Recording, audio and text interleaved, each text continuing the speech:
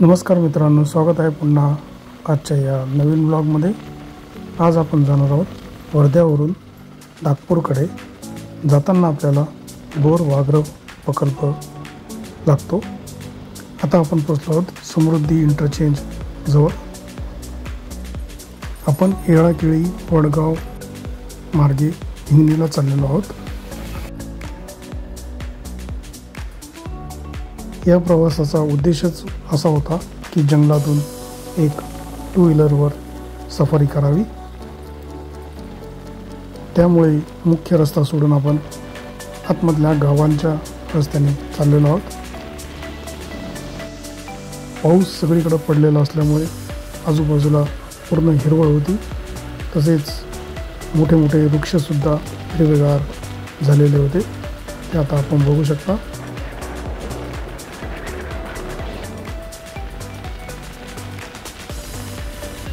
इथून आपला बोर व्याघ्र प्रकल्पाचा भाग सुरू होतो। इथे असलेले डेरेदार वृक्ष आता आपण बघू शकता।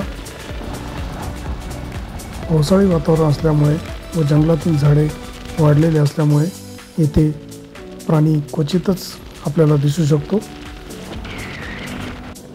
या रस्त्यावरून फारशी वाहतूक नसते, त्यामुळे आपल्याला पूर्ण रस्ता असाच सामसूम पाहायला मिळेल।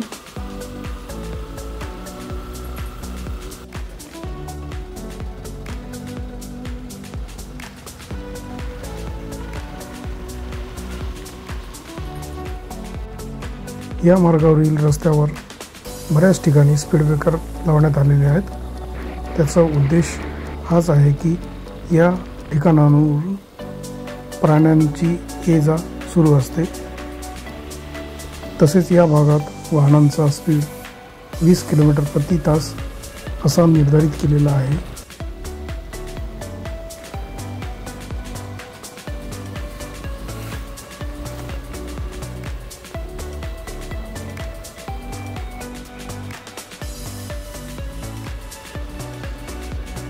जंगलातील प्रत्येक वळणावर आपल्याला वेगवेगळे निसर्ग सौंदर्य पाहायला मिळते।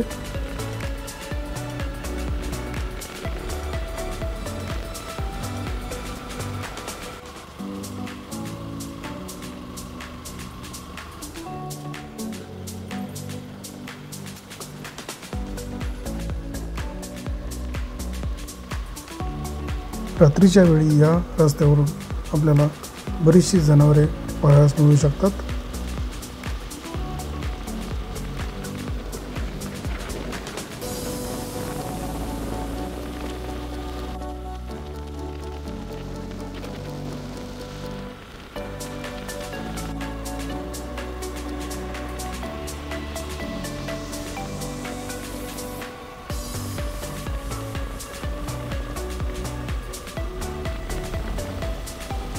समोर आपण बघू शकता येथे असलेली चेकपोस्ट।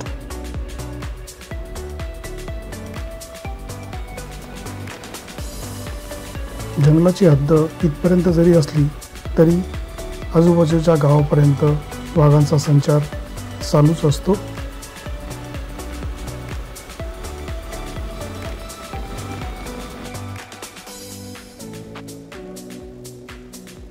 येथे बघू शकता वरती आकाशामध्ये ढग जमा झालेले होते। थोड्याच वेळात पावसाची सुद्धा सुरुवात झाली होती।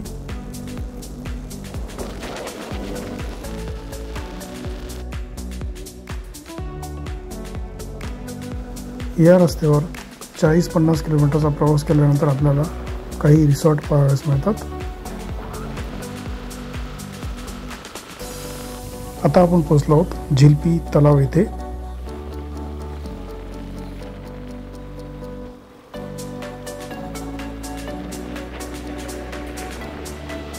नागपूरमधील बहुतांशी लोक शनिवार रविवार या परिसरामध्ये फिरायला येतात।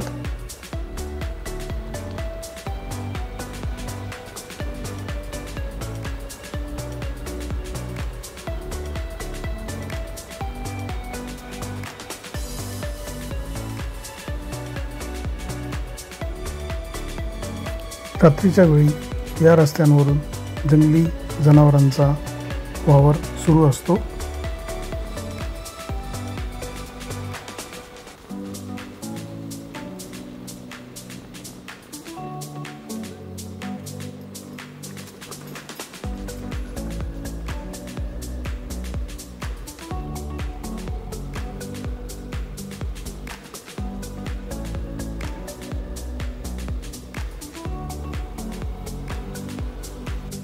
बोर धरणाचा हा परिसर जवळपास 30 ते 35 किलोमीटरचा आहे, त्यामुळे येथे आपल्याला खूप निसर्ग सौंदर्य पाहायला मिळते.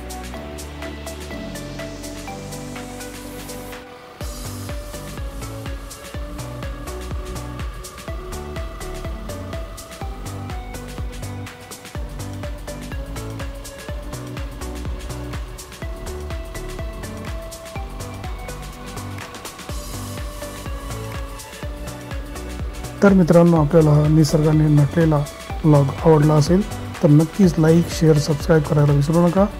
धन्यवाद.